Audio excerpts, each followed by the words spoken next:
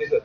आज की प्रेस वार्ता जो हमने बुलाई है वो डीसी जम्मू ने जो ऑर्डर पास किया है ई रिक्शा और ई ऑटोज के लिए, जिसमें जोनिंग की गई है। हमने उस ऑर्डर के तहत जो आज मीडिया बुलाई है, हमारा ये पक्ष रखने की जरूरत हमने समझी कि ऑल जे एंड के ट्रांसपोर्ट वेलफेयर एसोसिएशन, जिसका एक वेलफेयर का, ट्रांसपोर्ट के साथ वेलफेयर का हमारा काम है, वहां पे विजय सिंह चिब और भारत भूषण शर्मा जी 2022 में वहां पे एज मेंबर, कमेटी के मेंबर बनाए गए थे, जिसमें ई ऑटोज और ई रिक्शाज का जहां पे ट्रांसपोर्ट सिस्टम जो है जम्मू में, एक ट्रैफिक फ्लो को बहुत ज्यादा मतलब समस्या बन चुकी थी। उसके तहत अवनी लवासा मैम ने ये चीजों के ऊपर एक कमेटी गठित की थी, जिसके तहत ये कार्रवाई की गई। और जो ऑर्डर पास किया गया, उस ऑर्डर में विजय सिंह चिब जो पहुंचे थे वहां पे, वो एज अ मेंबर कमेटी के गए थे, ना कि ऑल जे एंड के ट्रांसपोर्ट वेलफेयर एसोसिएशन के तरफ से गए थे।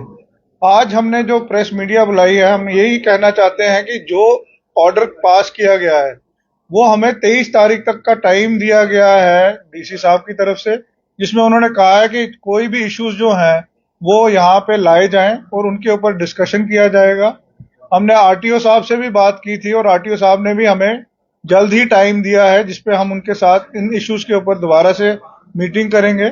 और इन चीजों को इम्प्लीमेंट करने के लिए उन्होंने बड़े स्पष्ट रूप में अपने ऑर्डर में भी कहा और प्रेस वार्ता में भी कहा कि ये एक पायलट प्रोजेक्ट है, जिसको 1 महीने के समय के लिए चलाया जाएगा।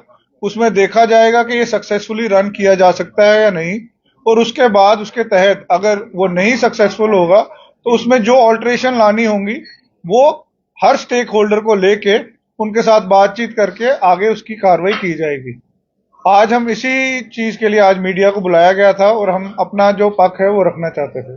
धन्यवाद। सर क्या क्या मतलब आप किस तरह से देखते हैं? आपने बोला कि ऐसे जो है, आप बताएं किस तरह से देखते हैं आप, जिस तरह से उन्होंने यून बनाए हैं, क्या आपको लगता है ये सही है या नहीं है?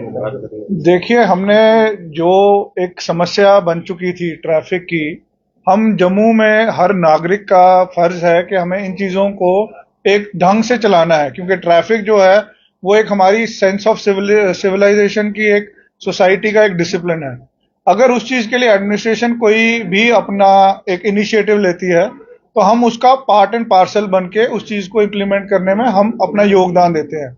लेकिन जिस तरीके से ये किया गया है इम्प्लीमेंटेशन, हम समझते हैं कि जो स्टेक होल्डर्स हैं उनके इश्यूज को एक तरीके से बैठ के बातचीत के साथ उन चीजों को भी पहले टेकअप किया जाना चाहिए था, जो कि नहीं हो पाई हैं। और इसमें डीसी साहब ने, आरटीओ साहब ने ये चीज बड़ी स्पष्ट रूप में कहा है कि ये एक पायलट प्रोजेक्ट है और इसको आगे वो हमारे साथ डिस्कस करके विद इन टाइम जो है इस चीज को टेकअप करेंगे। और 1 महीने की जो एक पायलट प्रोजेक्ट को चलाया गया है, अगर उसमें सक्सेसफुली नहीं रन किया जा सकता तो उसके बाद दोबारा इसके अंदर कोई ऑल्ट्रेशन की जरूरत होगी तो वो करेंगे।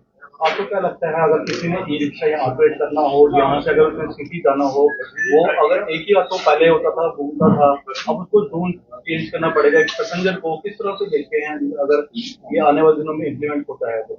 देखिए, वो तो हम आने वाले दिनों में, जब 1 महीने का टाइम पे फ्रेम जो दिया गया है, हमें भी कोई भी चीज, कोई भी रूल जब आता है, कोई भी लॉ बनता है, तो उस चीज को जब इम्प्लीमेंट किया जाता है तो उसमें कुछ ना कुछ उतार चढ़ाव होते हैं। उन चीजों को हम देखेंगे। हमारे साथ गौरव जी भी बैठे हैं, इनके पास पूरी एक अपनी बरादरी है ई ऑटो रिक्शाज की। इनके साथ जो भी इश्यूज होंगे वो भी आके बताएंगे, और with in coming time 3-4, with in 2-3 days हम एक मीटिंग गठित करके उसके बाद हम एडमिनिस्ट्रेशन के साथ टेकअप करेंगे। अगर नहीं होता तो जिस तरह से पहले चल रहा था वैसे चलेगा? देखिए, पहले बात है कि जिस तरीके से आज हमने आपके साथ एक प्रेस वार्ता की है, जैसे कि एडमिनिस्ट्रेशन ने कोई ऑर्डर पास किया है, हम उसके ऊपर बातचीत करेंगे। उसके बाद हम एडमिनिस्ट्रेशन के साथ बात करेंगे और फिर हम आपके पास दोबारा आएंगे।